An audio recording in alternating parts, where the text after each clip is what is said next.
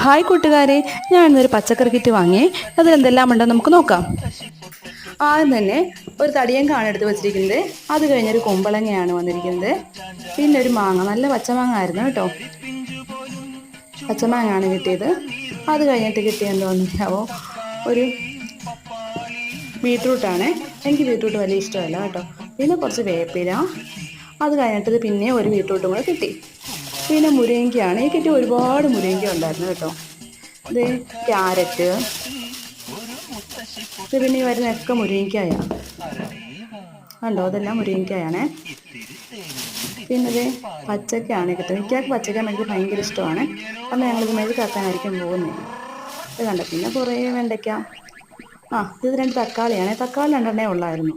പിന്നെ ഇതറിയാമല്ലോ, കോവയ്ക്ക അത്യാവശ്യം കൂടുതലുണ്ടായിരുന്നു കേട്ടോ. പിന്നെ ഒരു വെള്ളരിക്ക ഒരു ചെറിയ ഫുൾ വെള്ളരിക്ക ഉണ്ടായിരുന്നേ.